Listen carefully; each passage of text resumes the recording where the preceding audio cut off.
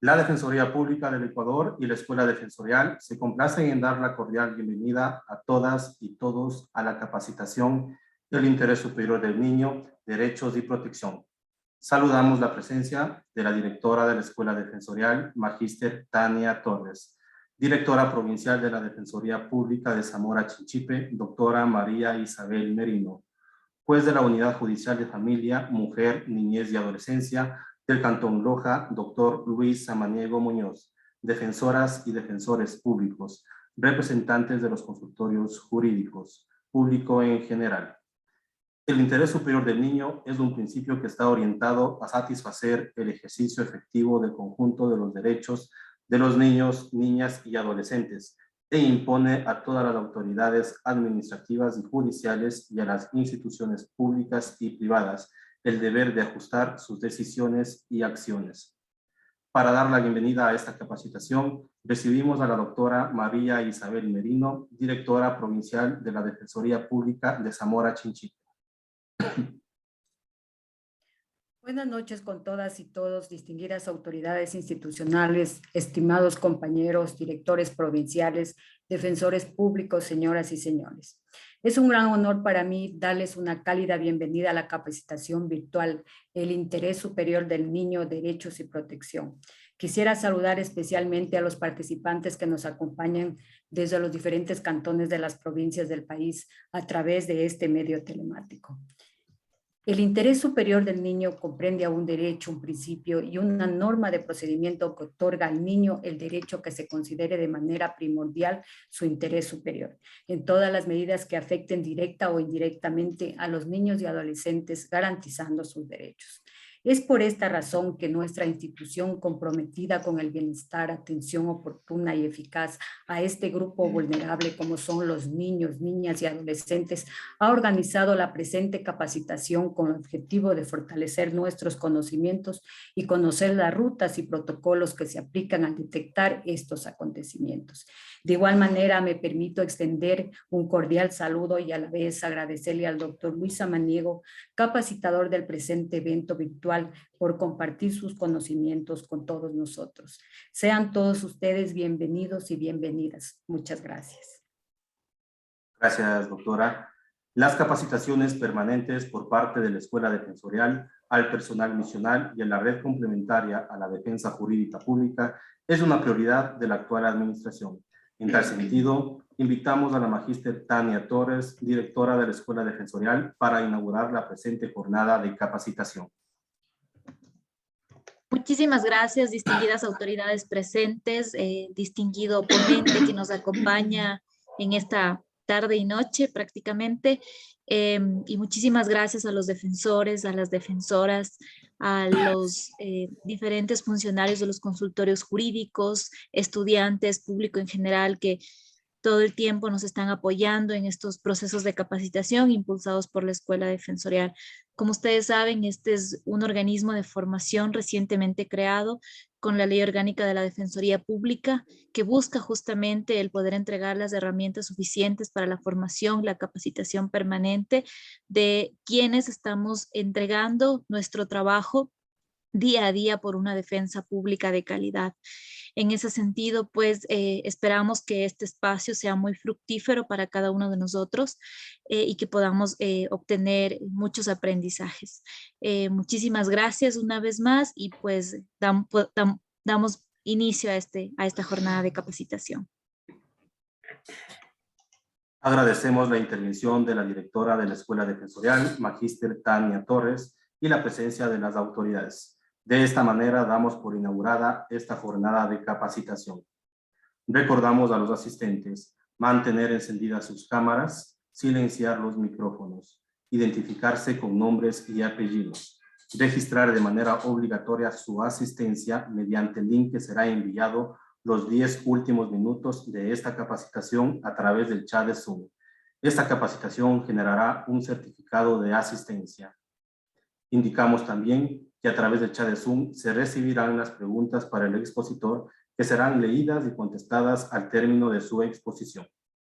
Con estas indicaciones saludamos y damos la bienvenida al facilitador de la capacitación del día de hoy, el doctor Luis Erasmo Samaniego Muñoz, juez de la Unidad Judicial de Familia, Mujer, Niñez y Adolescencia del Cantón Loja, abogado y doctor en jurisprudencia por la Universidad Nacional de Loja, con estudios de justicia juvenil por la Universidad de Ginebra, Suiza. Ha participado como capacitador en la Universidad Internacional de La Rioja, España, en el Instituto Interamericano del Niño, la Niña y Adolescentes de la Organización de Estados Americanos. Recibimos al doctor Luis Samaniego, quien tendrá 30 minutos para la capacitación sobre el tema El interés superior del niño, derechos y protección. Bienvenido, doctor. Muchas gracias. Buenas tardes, buenas noches con todos. Gracias a la magíster Tania Torres, directora de la Escuela Defensorial. Por intermedio suyo, mi saludo al doctor Ángel Torres Machuca, en calidad de Defensor Público General de la Defensoría Pública del Ecuador. Muchas gracias por la invitación a la doctora María Isabel Merino de la Defensoría Pública de la provincia de Zamora Chinchipe.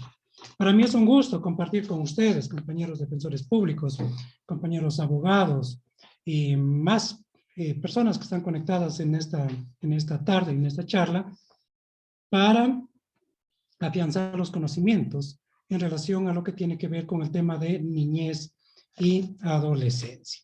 Para hacer un poco más dinámica la charla de esta noche, de esta tarde y noche, he preparado unas diapositivas que las voy en este momento a compartir.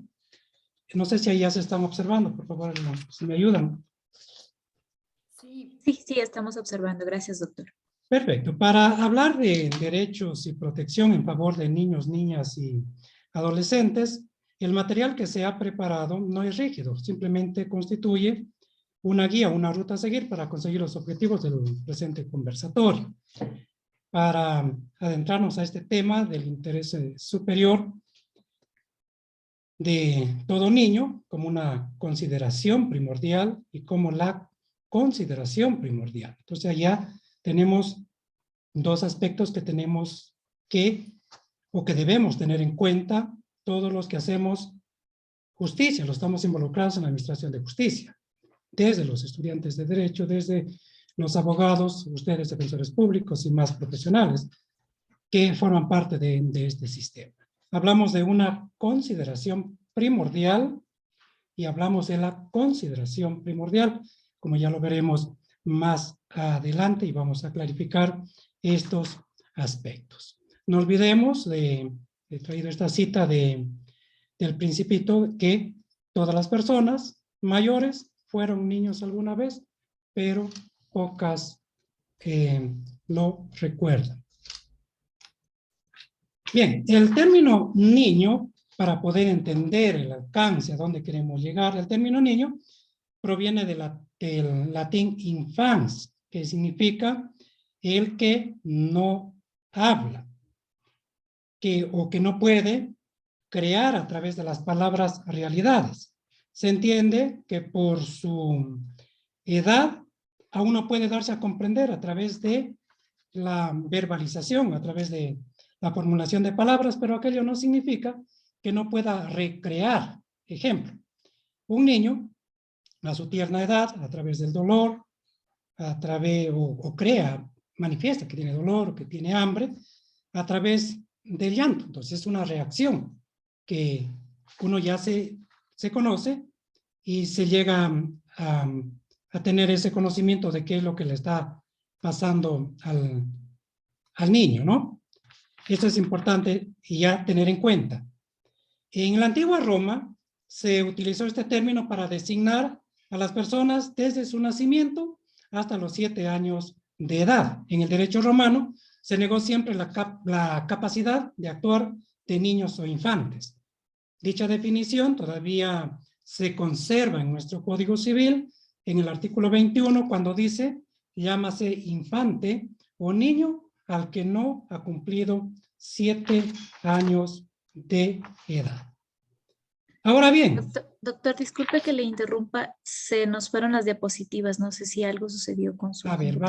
Vamos a ver esto, permítame por favor.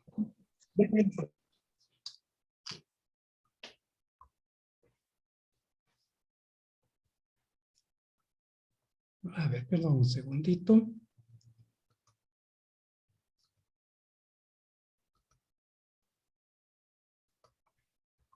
Bien. No, hay algún inconveniente, no.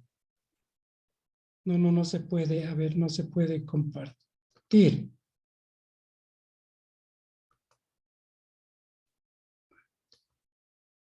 A ver, ahí sí vamos a ver. Perfecto, ahí sí están, ¿no? Sí, ahí está muy bien, gracias.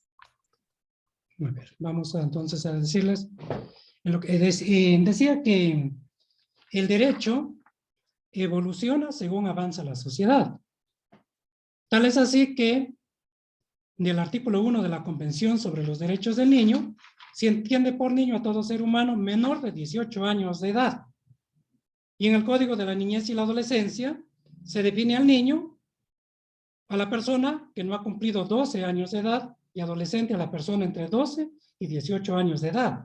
El Código de la Niñez y la Adolescencia hace esta definición, esta clasificación, para fines de aplicación de medidas de protección y de medidas socioeducativas, en el caso de adolescentes en conflicto con la ley penal. Y también es necesaria esta definición para tener en cuenta la evolución de las facultades del niño. Recordarán ustedes que luego de la Primera Guerra Mundial, digo recordarán porque la historia nos hace conocer esto, nos narra, ¿no? Que luego de la Primera Guerra Mundial, muchos niños quedaron huérfanos, fueron los más vulnerables, siendo ingresados a casas de acogida o refugios para niños víctimas de guerra. Y en ese escenario, en 1924, se adopta la primera Declaración de los Derechos del Niño, llamada Declaración de Ginebra. Y esta Declaración de Ginebra se lo hace bajo un postulado. Este postulado decía que los hombres y mujeres de todas las naciones, reconociendo que la humanidad debe dar al niño lo mejor de sí mismo. En la Declaración de Ginebra no existían derechos expresamente pensados para niños y sus postulados se enfocaban en entender al menor, hablaban del menor, ni siquiera del menor de edad. Entonces lo entendían al menor como un objeto, no como un sujeto. Y aquí surge el falso tutelarismo. Te encierro para protegerte del hambre. Te encierro para darte un pan, pero te estoy privando de otro derecho, como es el derecho a la libertad. En la Declaración de Ginebra de 1924, en el artículo primero se dice que el niño debe ser puesto en condiciones de desarrollarse normalmente desde el punto de vista material y espiritual. Y en el segundo artículo se explica que el niño hambriento debe ser alimentado, el niño enfermo debe ser atendido, el niño deficiente debe ser ayudado, el niño desadaptado debe ser erradicado, el huérfano y el abandonado deben ser recogidos y ayudados. Este es el panorama que teníamos hasta ese entonces.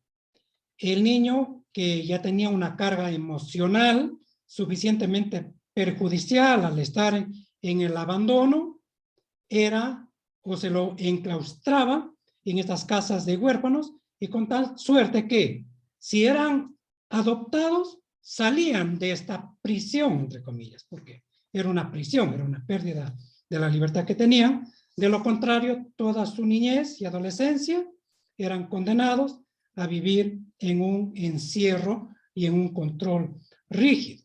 Cuando dice la Declaración de Ginebra, el niño desadaptado debe ser radicado.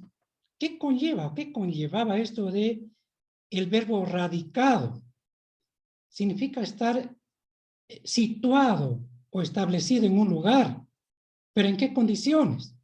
¿Cómo lo readaptaban en ese entonces a ese niño que se dice de la Declaración de Ginebra era desadaptado? Entonces ya nos lleva una aproximación de qué manera se trataba, entre comillas, de proteger derechos de un niño que al final se creían los adultos tener la propiedad sobre él mismo.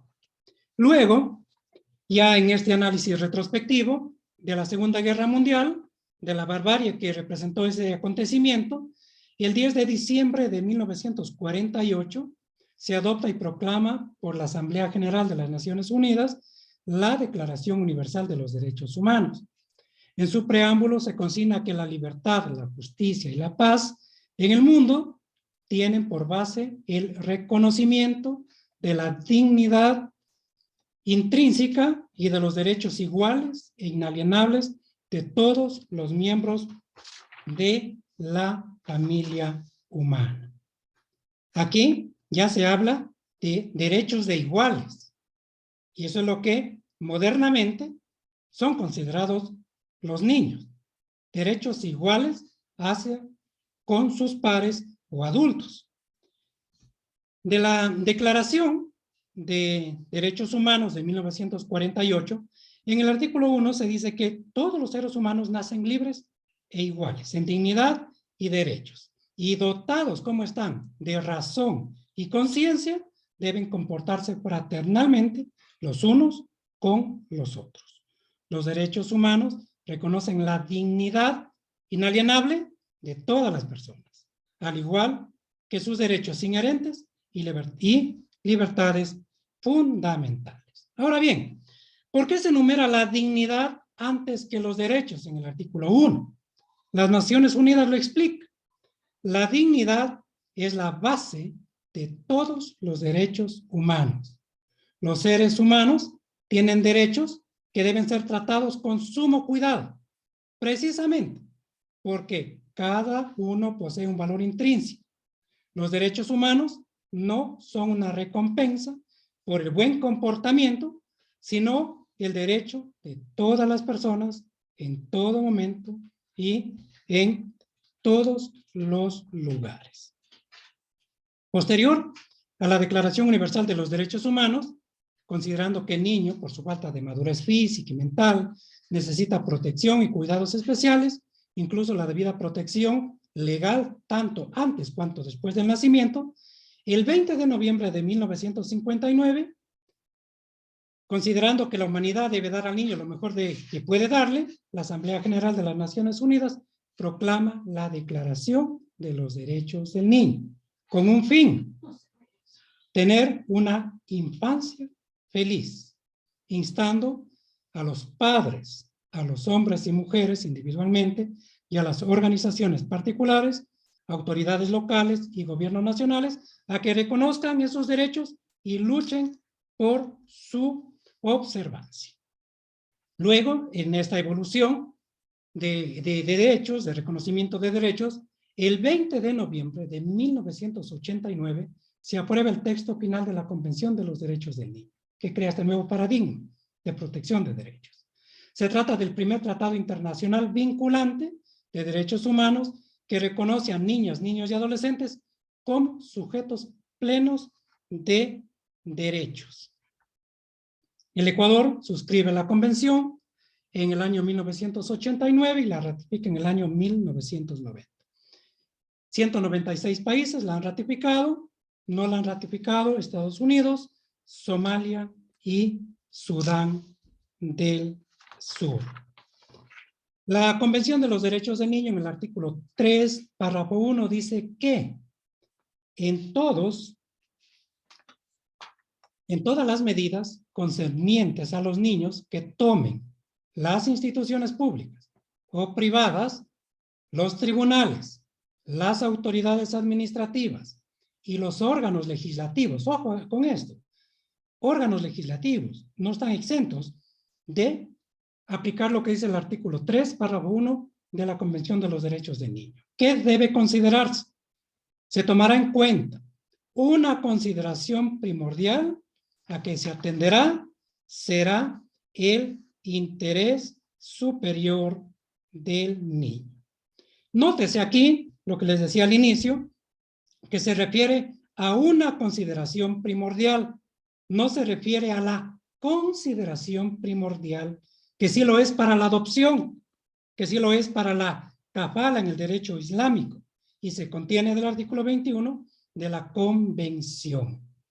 Conlleva cuando tratamos de una consideración primordial, que las opiniones del niño tienen que evaluarse mediante un examen, caso por caso.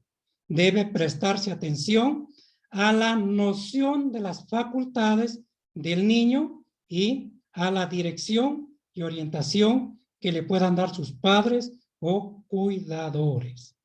Es necesario tener debidamente en cuenta las opiniones del niño en función de ¿qué? De su edad y madurez. No basta con escuchar al niño. Y quizá en todos los procedimientos se está escuchando al niño, se está explicando al niño de lo que se trata. En mi experiencia como juez, que conocemos de adolescentes, incluso en conflicto con la ley penal, digo en mi experiencia, en muchas de las decisiones y en la mayoría de decisiones que están tomando las autoridades, no están escuchando al niño, no están explicando al niño y libremente, entre adultos, están considerando lo que es mejor para ese menor de edad y tomando decisiones. Entonces decía que no basta con escuchar al niño o las opiniones que tiene, sino que las opiniones tienen que tomarse en consideración seriamente a partir que el niño sea capaz de formarse un juicio propio. Esa es la regla general. Entonces aquí viene la pregunta, si el niño no puede formarse un juicio propio, ¿cómo lo escucho?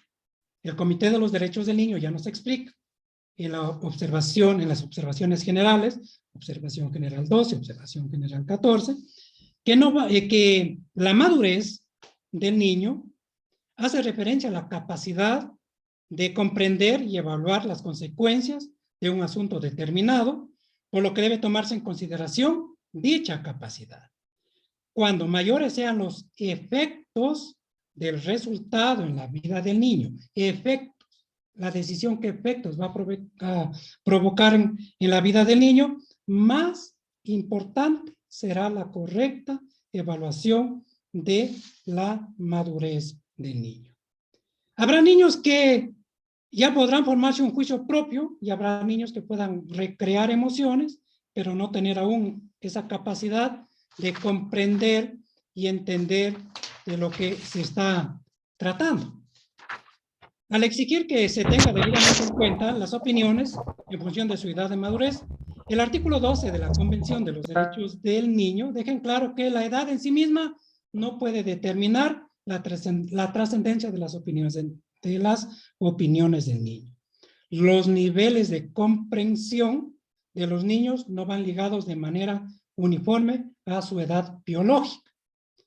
Se ha demostrado en estudios que la información, la experiencia, el entorno, las expectativas sociales, culturales y el nivel de apoyo contribuyen en el desarrollo de la capacidad del niño para formarse una opinión.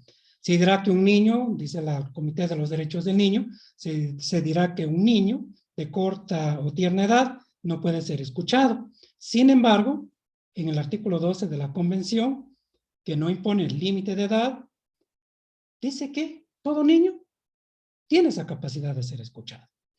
Y los estudios lo demuestran. ¿Cómo se pueden formar las opiniones de esos niños?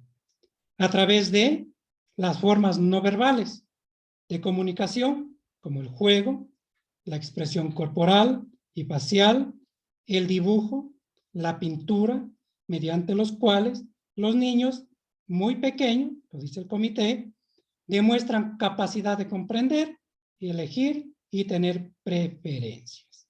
Un mecanismo de evaluar el interés superior del niño, cuando explicamos y escuchamos, es tener en cuenta factores de riesgo y factores de protección. ¿Qué implica? ¿Qué significa? Que autoridades administrativas, que defensores públicos que están involucrados directamente en la protección de derechos. Hay un niño X que está en conflicto, sus derechos están en conflicto, es testigo de violencia o es víctima de violencia en el hogar. Una madre que descuida el cuidado de ese niño, un padre que es el agresor de ese niño, se va a tomar decisiones se va a tomar medidas de protección, que es lo que hace la autoridad administrativa por excepción, porque, insisto, no estamos aplicando como regla general el escuchar al niño. Por excepción, estamos disponiendo el acogimiento institucional como una medida de custodia emergente, pero hemos dejado de escuchar a ese niño.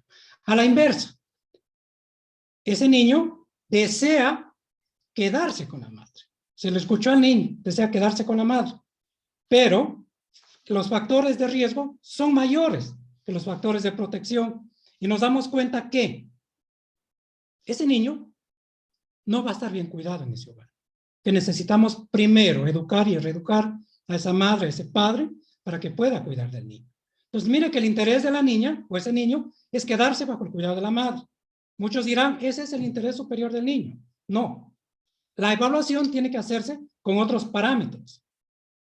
Buscar el adulto responsable y explicarle al niño por qué no estamos acogiendo su deseo, sus emociones, hasta qué momento, hasta que podamos readaptar, podamos adecuar con la ayuda del personal multidisciplinario para que él pueda regresar al hogar. Entonces le vamos a explicar y a decir y a escuchar del mismo cuál es una persona adulta en el entorno que puede hacerse cargo de ese cuidado. No encontramos a ninguna persona en el entorno, entonces la autoridad o quien toma la decisión debe explicar que, como hemos buscado entre todas las soluciones posibles la opción más adecuada para que ese niño no pueda ser distraído de su familia, de su hogar, de su entorno, no nos queda otra alternativa que una casa de acogida o una familia acogiente para que ese niño pueda estar mejor cuidado.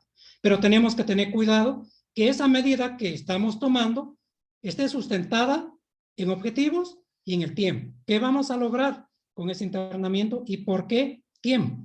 No podemos mantenerlo así menor de edad en esa casa por X o indeterminado tiempo, porque se traduce, como ya lo ha dicho la Corte Constitucional, en una medida privativa de libertad. Y eso no implica de que se pueda plantear inclusive un habeas corpus por ese acogimiento institucional en el que está el niño, y peor aún, si es que no ha sido escuchado ese menor de edad. Entonces, eso básicamente apunta a lo que es el interés superior del niño.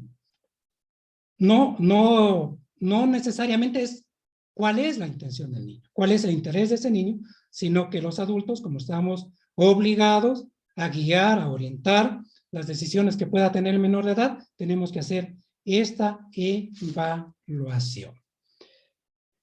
Recordarán ustedes, y voy a ser breve en esto, que existen tratados internacionales de derechos humanos y la Constitución de la República del Ecuador determina en el artículo 426 que los derechos consagrados en los instrumentos internacionales de derechos humanos serán de inmediato cumplimiento y aplicación.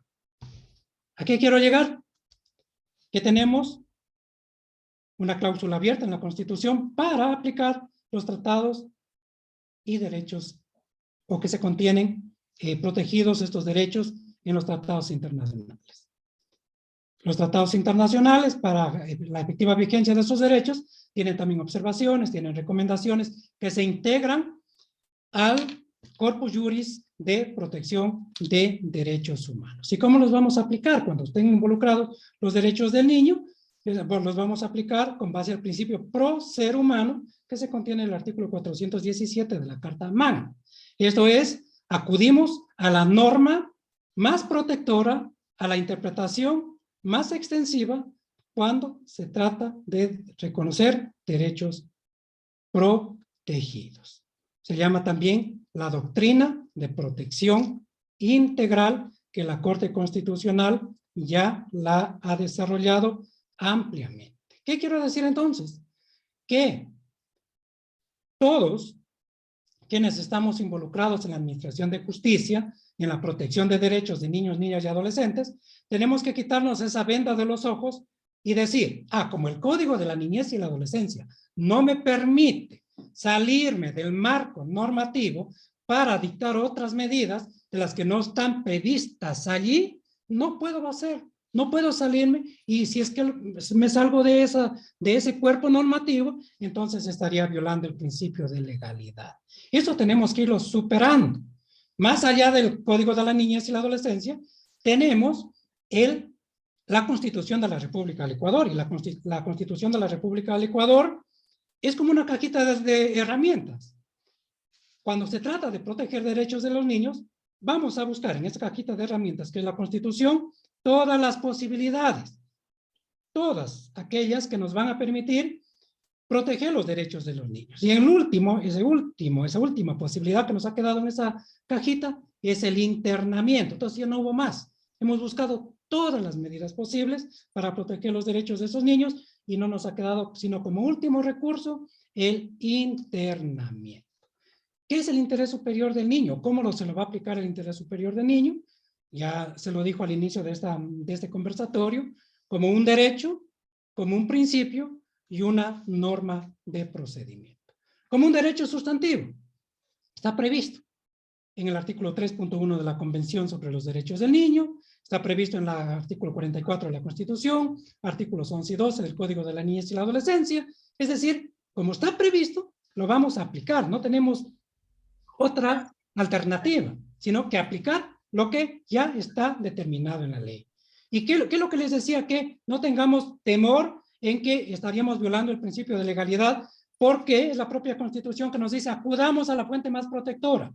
Y si la encontramos en un tratado internacional, si la encontramos en una observación general, en una recomendación general, pues ese es el derecho que nos cobija. Esa es la sombrilla que a nosotros nos cobija para tomar la mejor decisión. Entonces, un derecho sustantivo lo aplicamos porque está previsto en la ley. Un principio jurídico interpretativo fundamental cuando exista una interpretación que mejor satisfaga la efectiva vigencia de los derechos de todo niño, los derechos consagrados en la Convención y en los protocolos facultativos son ese marco interpretativo. Entonces, vamos a la Constitución, vamos a los tratados internacionales y buscamos la mejor solución para proteger los derechos. ¿Qué es el Código de la Niñez y la Adolescencia en el artículo 14? Dice que en relación a la aplicación e interpretación más favorable al niño, niña y adolescente, dice que ninguna autoridad judicial o administrativa podrá invocar falta o insuficiencia de norma o procedimiento expreso para justificar la violación o desconocimiento de los derechos de niñas, niños y adolescentes. Las normas del ordenamiento jurídico, las cláusulas y estipulaciones de los actos y contratos en las que intervengan niños, niñas y adolescentes o que se refieran a ellos, deben interpretarse de acuerdo al principio del interés superior del niño. Aquí el Consejo de la Judicatura, en la resolución 012-2021, también dice que en el caso de conflicto entre dos o más derechos de un mismo niño, de diferentes niños, o con derechos de otros grupos etarios, el principio del interés superior del niño permitirá su resolución considerando las características, los derechos y la situación particular de cada niño y en cada caso. Y lo otro, la tercera arista que tenemos, es una norma de procedimiento. El Comité de los Derechos del Niño, en la observación general 14, dice que siempre que se tenga que tomar una decisión que afecte a un niño en concreto, a un grupo de niños en concreto, o a los niños en general, el proceso de adopción de decisiones deberá incluir una estimación de las posibles repercusiones, positivas o negativas. ¿Cómo estamos afectando? ¿De manera positiva o de manera negativa en esa toma de decisiones? Que en este sentido, los estados partes deberán explicar cómo se ha respetado este derecho en la decisión. No es escuchar y quedarnos callados, es explicar cómo se ha respetado este derecho en la decisión. Es decir, que se ha considerado que atendía al interés superior del niño, en qué criterios se ha basado la decisión y cómo se han ponderado los intereses del niño frente a otras consideraciones. Ya se trate de cuestiones normativas generales o de casos concretos. Le voy a pedir al moderador que ya si me acerco al tiempo establecido, 30 minutos que estaba previsto, por favor me alerte, ¿sí? Bien. Y el Consejo de la Judicatura. Ok, doctor, sí, nomás. Sí, muchas gracias. El Consejo de la Judicatura también, cuando habla de las normas de procedimiento, explica en la guía para la evaluación y determinación del interés superior que en este sentido, por ejemplo, el Código de la Niñez y la Adolescencia, esto es muy importante, mis estimados compañeros, para salirnos de para tener una visión diferente y tener una visión más amplia de cómo podemos proteger los derechos de los menores de edad. Es el propio Consejo de la Judicatura en esta guía de evaluación para la determinación del interés superior del niño, que nos dice que en el Código de la Niñez y la Adolescencia, en el artículo 219, se contiene y ordena que los jueces y juezas deben realizar un seguimiento de las medidas de protección que han ordenado, revisar su aplicación y evaluar periódicamente su efectividad. Aquí la duda mayor que todos los operadores de justicia tenemos cuando se habla de revisar su efectividad. ¿Qué está pasando con adolescentes infractores, no? Que se les corta su adolescencia por una torpeza que han cometido y se les aplica 8 años de internamiento. Un niño de 13 años, 8 años, 21 años, se ha cortado su juventud, se ha cortado su adolescencia. Y el Consejo de la Judicatura en esta guía para la evaluación, y dice que con respecto a las decisiones que tome en favor de un niño, no obstante, que la evaluación no es exclusiva para los procesos de medidas de protección, sino para todas las decisiones que la autoridad judicial toma y que afecten a los derechos de los niños, niñas y adolescentes. Además, la aplicación del interés superior como una norma de procedimiento implica la observancia del trámite, procesos, herramientas especializadas y no las del derecho en general. Siempre les he compartido con mis compañeros jueces, con fiscales, defensores públicos, que cuando se vaya a tomar una decisión, pidamos al juez que explique al adolescente, que explique a las partes el por qué se toma esa medida. ¿Por qué se toma una medida de darle 8 años de internamiento? ¿Cuál es el objetivo? ¿Cuál es la finalidad? ¿Qué se va a conseguir con ese internamiento? Claro que habrá casos muy excepcionales,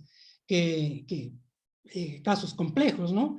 Que el juez tiene que explicar por qué se le da la medida, por qué se toma la medida del acogimiento institucional por 1 mes, por 2 meses, por 3 meses. Hay casos, compañeros, de que el internamiento en casas de acogida, acogimiento institucional, están por años en esos centros. Y no hay, o sea, cuando se toma la medida, no se delimita en el tiempo del por qué o por qué y cuál es el objetivo, la finalidad de la medida que se está tomando.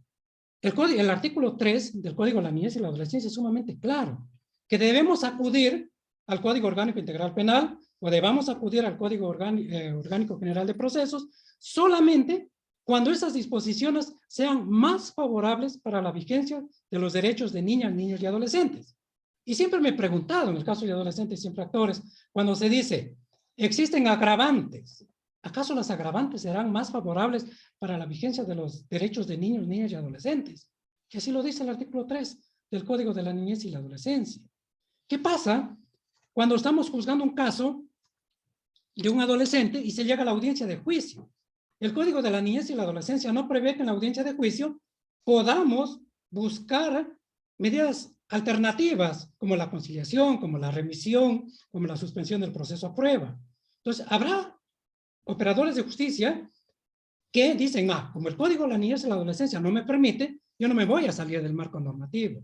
Pero sin embargo, si nos vamos a las reglas de Beijing, vemos que sí nos permite o sí da esas facultades para que los operadores de justicia tengan esa discrecionalidad y puedan aplicar en cualquier momento cualquier medida que vaya a favorecer la vigencia de estos menores de edad. Ojo, que no me estoy olvidando tampoco de las víctimas. Muchas de las veces el propio infractor es la víctima de lo que está sucediendo y es el que más sufre. Pero tampoco podemos ser fríos o desatender los requerimientos de las víctimas. ¿Sí? Ustedes ya tendrán otras capacitaciones en justicia juvenil restaurativa, o ya las han tenido, y hablarán más ampliamente de este tema. Entonces, lo que nos ha interesado en esta tarde, ya para concluir, en honor al tiempo, soy muy respetuoso del tiempo, es que cuando vayamos o cuando estemos como defensores públicos, en la mayoría de casos están involucrados en derechos de niños y adolescentes, tengamos cuidado de que el derecho de esa persona ausente, menor de edad, que muchas de las veces no está en la sala de audiencias, pueda ejercitar su derecho a ser oído, a ser explicado primeramente y a ser escuchado, no a ser oído, a ser explicado y a ser escuchado. Pero ojo, es un derecho del menor de edad a ser escuchado, pero no es una obligación para exigirlo. Ningún operador de justicia puede compelir para que ese adolescente o ese niño concurra a la sala de audiencias o concurra a la Junta Cantonal de Protección de Derechos con la finalidad de ser escuchado. El Comité de los Derechos del Niño, la Corte Constitucional, claramente lo han indicado y lo han explicado que el derecho del niño a ser escuchado no es una obligación para exigir. ¿Cómo debe ser escuchado? Ustedes ya lo conocen, tiene que darse el ambiente adecuado, evitar, si es posible, la presencia de los padres, porque muchas de las veces los niños se sienten incómodos al hablar frente a los padres, o el juez o el operador de justicia puede escuchar, de acuerdo sea la edad también de ese niño, hacerlo a través del psicólogo, de la oficina técnica, a visitar el hogar a través del trabajador social y ver el estado de salud de ese niño a través de un médico. Entonces, la oficina técnica que tiene estas facultades, son los ojos del operador de justicia para tomar mejores decisiones. ¿Qué pasa cuando no encontramos o cuando les decía en el hogar los factores de riesgo son mayores a los factores de protección? El Comité de los Derechos del Niño en la Observación General 14 también ya nos explica que, o nos inteligencia el tema que debemos buscar al adulto responsable. La Corte Constitucional incluso se refiere al amigo de ese menor de edad, de ese adolescente. Escuchémosle. ¿Con quién te sientes mejor tú? Aparte de tu papá, de tu mamá. ¿Con quién te sientes mejor tú? Entonces, escuchemos también a ese adulto responsable y en la resolución que se va a tomar, se debe darle atribuciones al adulto responsable de cómo va a cuidar y cómo va a proteger los derechos de ese menor de edad. A tener en cuenta, artículo 3 y artículo 12 de la Convención de los Derechos del Niño, que van a la par. Una consideración primordial, dice el artículo 3, párrafo 1, será el interés superior del niño. ¿Cómo vamos a efectivizar este derecho? Lo vamos a efectivizar de acuerdo al artículo 12, explicando y escuchando al menor de edad. Yo creo que estamos en el tiempo, ¿no? Sí, doctor, perfecto. Muchas gracias. Sí, entonces yo creo que hasta allí podemos llegar y si tienen mejor algunas preguntas podemos auscultar. Agradecemos al doctor Luis Samaniego por su brillante exposición. A continuación damos paso a la ronda de preguntas recibidas en el chat de Zoom. En este momento se procederá a enviar el link de asistencia por medio del chat de Zoom para que puedan los asistentes registrar con sus datos correspondientes. Damos paso a la ronda de preguntas. Perdón, antes de la ronda de preguntas me parece que hay una manito alzada. ¿Podemos dar paso, por favor? Castillo Esterman nos indica. Ok, ya está. Sí, muy buenas noches, ¿me escuchan? ¿Sí? Sí, escuchamos. Muy buenas noches. Doctor, yo quería aprovechar la oportunidad para hacerle una pregunta, básicamente dos inquietudes. La primera, nos ha hablado sobre el interés superior del niño en unos aspectos, no en lo que es en relación a los alimentos. Y básicamente mi inquietud es porque principalmente en Quito se está vulnerando derechos fundamentales del niño a la dignidad. En dos aspectos. Primero, el artículo 137 del Código Orgánico General del Proceso determina el procedimiento que hay que seguir para el cobro de pensiones alimenticias atrasadas. Sin embargo, los jueces han adoptado un procedimiento híbrido, es decir, primero envían a hacer la liquidación, luego adoptan el procedimiento determinado en el artículo 372, es decir, como que si se tratara de ejecución de un título ejecutivo, para posteriormente darle 5 días para que pague las pensiones alimenticias, que jamás lo hacen en ese tiempo, y por último, llegar a la audiencia de revisión de apremio. Yo considero que es vulneración de los derechos, porque lo que está haciendo es retrasar indebidamente el cobro de esas pensiones alimenticias. Sin embargo, no hay un medio para oponerse a eso, puesto que si uno se impugna eso, los jueces simplemente la rechazan. No se puede apelar a esa disposición porque obviamente se trata de una resolución que no se encuentra ejecutoriada, ni tampoco aplicar a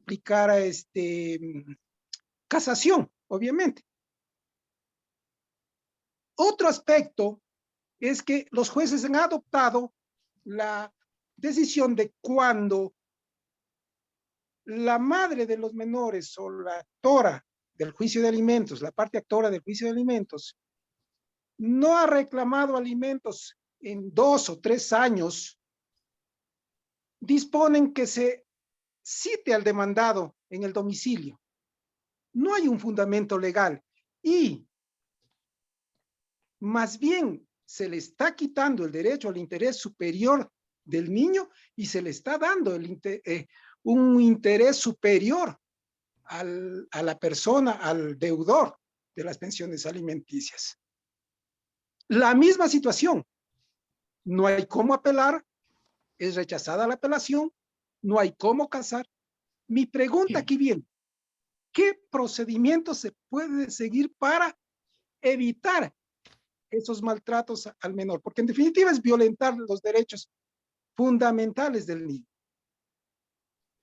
Bien, adentrándonos al tema en general de protección de derechos, cuando se trata de el derecho a alimentos, que tiene relación con la vida misma de esa persona, del ser humano que requiere de la ayuda, del auxilio del otro para poder subsistir, existe un procedimiento reglado en el Código Orgánico General de Procesos. Cuando ya la pagadora hace su liquidación, se emite el auto de mandamiento de ejecución, como usted lo dice, tiene 5 días para cancelar o formular observaciones. No pagó, el artículo 137 del COGEP nos da el procedimiento, inclusive como una medida de presión para que pague las pensiones para alimentos, prevé el apremio personal total o el apremio personal parcial. En este sentido tenemos reglas claras de cómo debemos proceder, y justamente es para efectivizar el derecho que tiene todo menor de edad. ¿Qué pasa? 2, 3 años no se ha reclamado alimentos, se reactiva la obligación, y el juez notifica o pide que se señale un domicilio para notificar al obligado. Esto tiene una razón, un fundamento. Las medidas de apremio personal o la cárcel no es la solución, nunca va a ser la solución. Entonces, la medida que tiene que tomar un juez es de qué manera puede efectivizar para que se paguen las pensiones para alimentos. Y si yo mando a notificar al padre para que pague las pensiones para alimentos o que se reactivó la obligación en el pago de pensiones para alimentos, le estoy haciendo conocer de que tiene que cancelarlas. Pero si no canceló, entonces vamos con el procedimiento del artículo 137 del COGEP. Un asunto importante que hay que tener en cuenta, si ustedes leen la observación general 13 del Comité de los Derechos del Niño, cuando se trata de padres separados o de hijos de padres que están separados, el hecho de este descuido, de este abandono que tiene que ver con el pago de las pensiones para alimentos, el Comité de los Derechos del Niño nos habla que se trata de violencia.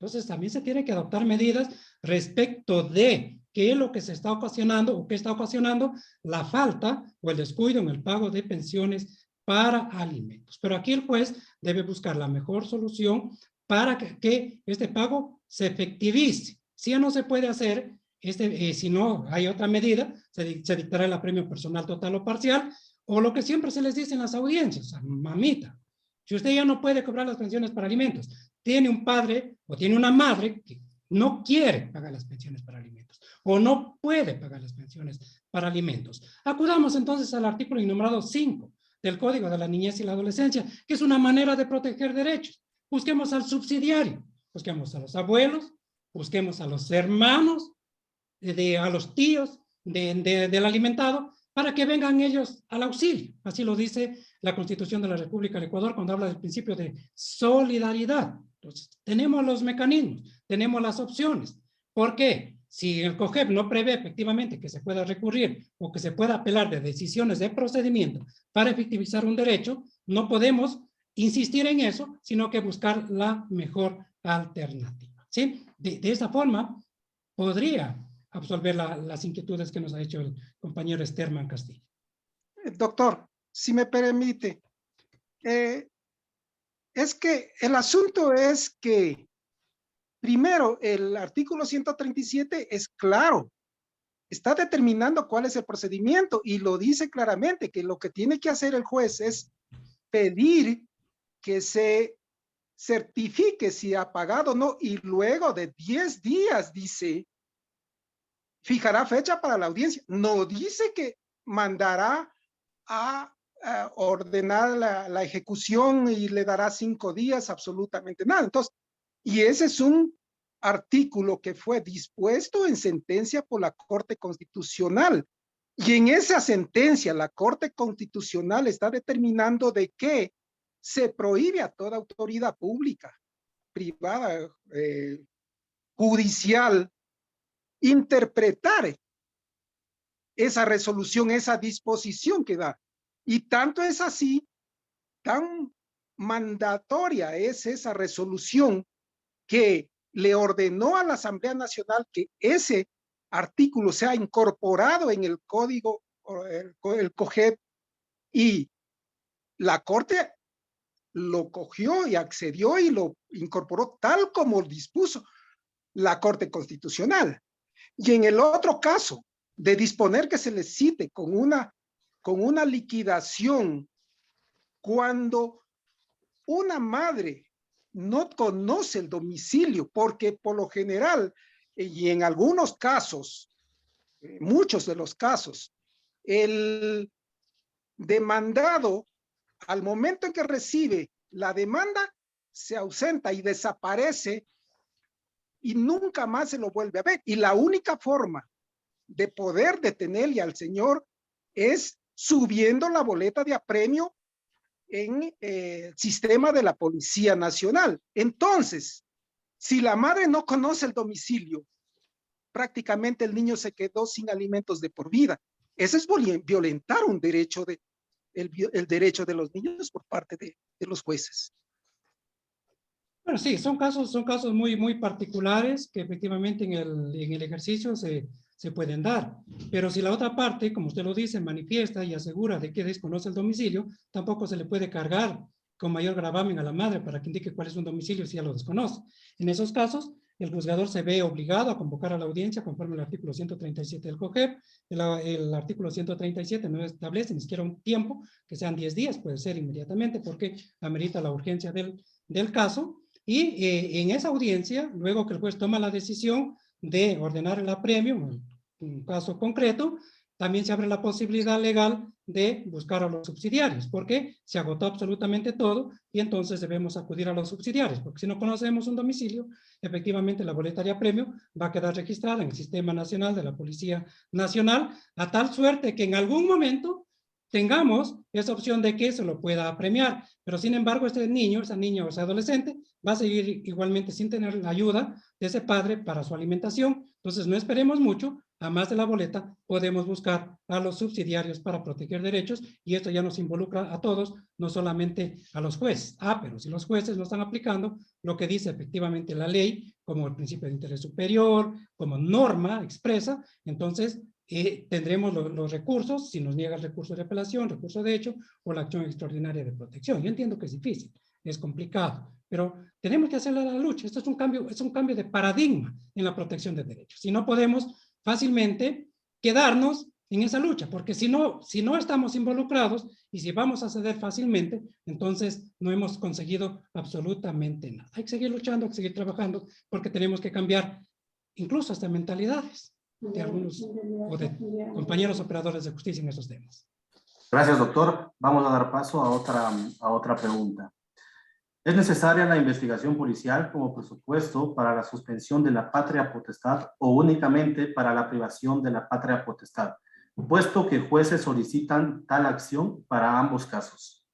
Lo que pasa en estos casos concretos de suspensión o pérdida de la patria potestad es que todo deviene de cómo se plantea la petición o demanda. Se dice, el padre está ausente. Y tenemos una disposición expresa en el artículo 270 del Código de la Niñez y la Adolescencia que dice que para estos casos de pérdida o suspensión de patria potestad por ausencia, ojo, por ausencia injustificada del padre, se tiene que acompañar la investigación social y policial. Entonces hay un procedimiento que lo establece, igualmente está establecido en el Código de la Niñez y la Adolescencia, para previamente poder averiguar a través de la DINAPEN, a través de trabajo social, efectivamente, ¿dónde está el padre? Si el padre está ausente. Entonces, no es que los jueces se están inventando un requisito, está previsto en la ley y la propia ley lo dice que sí, si aceptas una trámite, una demanda en este sentido, es causa de nulidad. Al saber cuál es la consecuencia, pues el juez no podría aceptar sin este requisito previo. Gracias, doctor. Por efectos de tiempo, vamos a leer otra pregunta en la que dice: ¿existen en nuestro país instituciones de protección y cuidado de tiempo completo para niños, niñas y adolescentes para que puedan alcanzar el pleno y armonioso desarrollo de su personalidad? Siempre me he preguntado, ¿quién falla? ¿Fallan los padres? ¿Falla el niño? ¿Falla el adolescente? ¿O está fallando el Estado? Los jueces, los operadores de justicia, los padres, los educadores en los establecimientos de educación pueden tener las mejores intenciones para ayudar a un niño, pero si el Estado no está brindando las facilidades a través de políticas públicas, a través de centros especializados, muchas las veces nos vemos o nos quedamos con esa impotencia de no poder ayudar en una forma más efectiva. Se ha dado un caso acá en el Cantón Loja, que un adolescente en conflicto con la ley penal no tiene un referente adulto, no tiene una familia que quiera protegerlo. La falta que cometió este adolescente no es para internarlo en un centro de adolescentes infractores, sino que requiere ayuda o requiere estar en una casa de asistencia, pero no existe. No tenemos un centro que reciba a adolescentes que están solos, que están abandonados. De lo que yo conozca, y me van a perdonar si efectivamente estoy equivocado, pero yo hablo de estas realidades. No tenemos acá, por lo menos en la región sur, un centro que pueda recibir a estos jóvenes en tales condiciones de abandono. Mira que se pensará que solo un niño puede estar abandonado. Hay adolescentes que están abandonados. Y en esta etapa tan difícil de la adolescencia necesitan aún más apoyo, pero no los tenemos. Hay centros para adolescentes mujeres, madres, existen centros para adolescentes con problemas de consumo, muchas las veces pagados, pero no tenemos un centro de acogida específico para adolescentes que estén en abandono. Entonces, la respuesta sería que del Estado nos falta aún más sensibilización, más políticas públicas para poder llegar a proteger efectivamente todos los derechos de este grupo etario. Bien, por efectos de tiempo vamos a dar paso a una última pregunta. Compañero Santiago Villagómez está alzando la manito para que proceda a realizar la pregunta respectiva.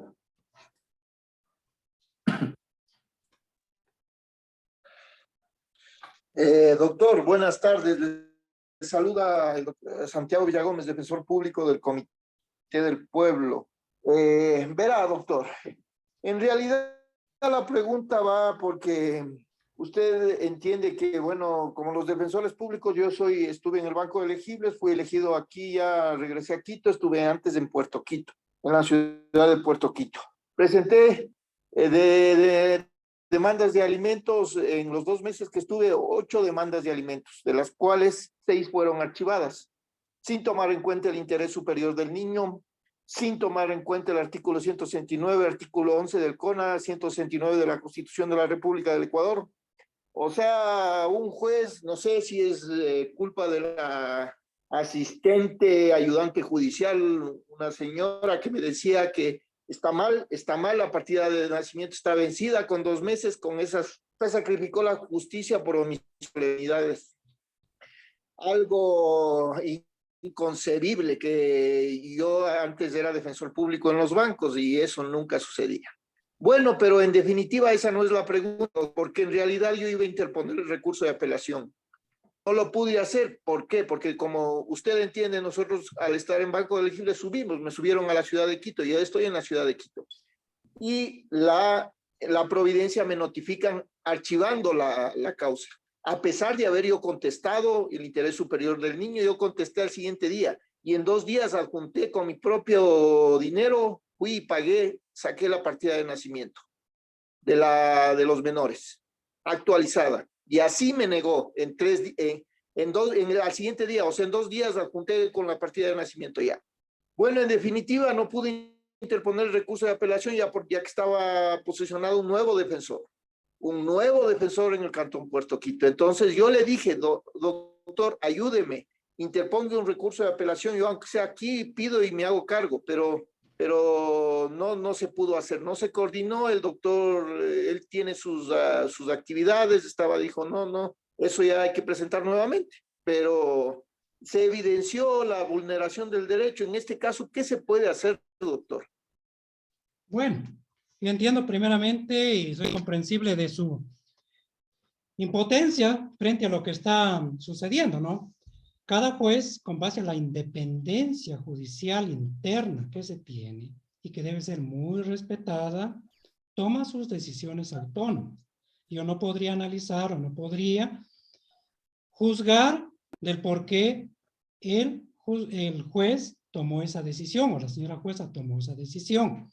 El artículo 142, el artículo 143 del Código Orgánico General de Procesos son muy claros en los requisitos que se debe contener en la demanda. Entonces, ustedes como defensores públicos también son llamados a observar lo que determina cada uno de esos presupuestos, de los requisitos formales que requiere la demanda. Y ustedes conocen plenamente que cuando se archiva una demanda, no se la admite, pues es susceptible de apelación. En el caso que usted dice, realmente fue trasladado de una circunscripción territorial a otra, ahora se encuentra en Quito, antes se encontraba en los bancos, y sucedió que le archivaron la demanda porque la partida de nacimiento, a criterio de lo que usted me dice, estoy simplemente retomando sus palabras, se encontraba caducada. No existe, no está dentro de los requisitos del 142 o de los documentos del artículo 143, que cuando se trata de la identidad de una persona tienen que ser documentos actualizados. Basta que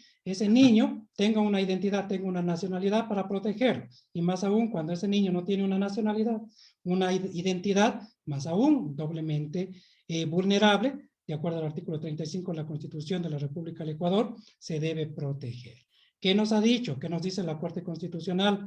Que todos ustedes, defensores públicos, abogados, todos somos operadores de justicia y cuando vamos a tratar temas de niños, niñas y adolescentes, debemos tener una sensibilidad diferente.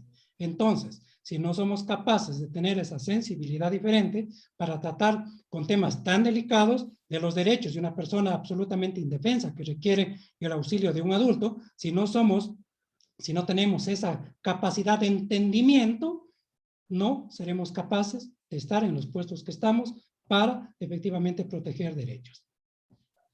Si no tenemos esa sensibilidad diferente, nos vamos a dedicar a otra cosa, menos a administrar justicia en un terreno tan complejo y que amerita efectivamente una sensibilidad totalmente diferente a la que se da para los adultos. ¿Sí?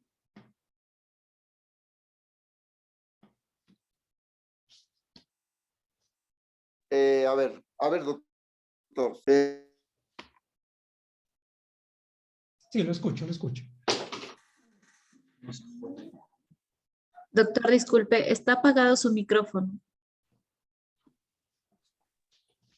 Sí, aquí me escucha. Ahí te escuchamos. Sí, ahí te escucho. escuchamos. Sí, Adelante. en realidad lo que estoy preguntando, doctor, es que el artículo 169 también es muy claro, que dice que no se debe sacrificar la justicia por la omisión de solemnidades, tomando en cuenta el interés superior del niño. Tomando en cuenta, doctor, algo importantísimo, que esto tampoco no se está tomando en cuenta, que yo ya adjunté la partida, o sea, ya adjunté, cumplí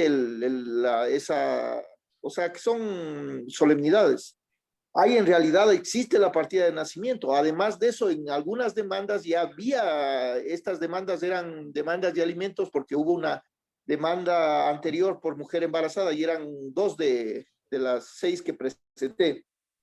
Y no es en los bancos, sino es en Puerto Quito, en Puerto Quito. Yo estuve en los bancos 1 año, 2 meses estuve en Puerto Quito.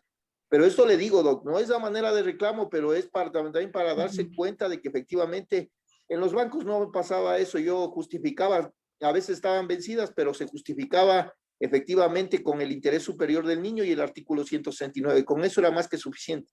Aquí en Puerto Quito, no sé si es culpa del ayudante judicial, no sé si es culpa del juez, pero el juez tiene que darse cuenta de lo que está tomando. No puede archivar demandas así, cuando ya se está juntando y se está cumpliendo en los 3 días que establece la ley, con todos los requisitos que se requiere. Bueno, 5 días lo establece la ley. Tiene 5 días para completar la demanda. 5 días, Pero, exactamente. sí. Yo lo adjuntaba en 3 días. Y eso no me parece, no me parece inaudito. No está bien claro que ahora el nuevo defensor ahí que esté en Puerto Quito no va a poder hacer nada. Bien. La invitación para No va a hacer usted y nada porque para... tiene otro Sí, problema.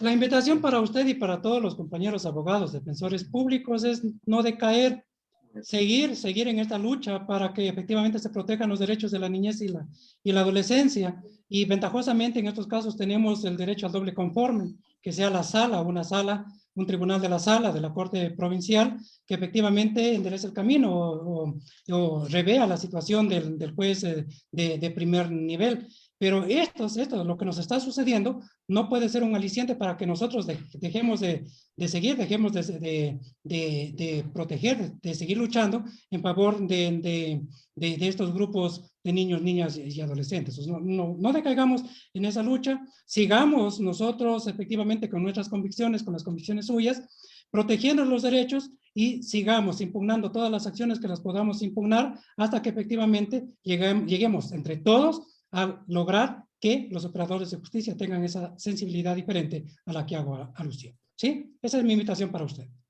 De esta manera, agradecemos a las autoridades presentes, al doctor Luis Samaniego, facilitador de este evento, y demás asistentes, por su importante participación en esta jornada de aprendizaje. Se comunica a los asistentes de este evento estar atentos a sus correos de institucionales y personales, donde se les informará las nuevas directrices para las capacitaciones ya programadas por la Escuela Defensorial. Finalmente, la Escuela Defensorial hace la cordial invitación al evento denominado Práctica Laboral, Carga Probatoria, Casación y Ejecución de Sentencias, que se realizará el próximo día lunes 30 de mayo a las 18:30. Buenas tardes con todas y todos. Muchas gracias. Buenas noches con todos. Muchas gracias, una buena noche. Gracias, hasta luego.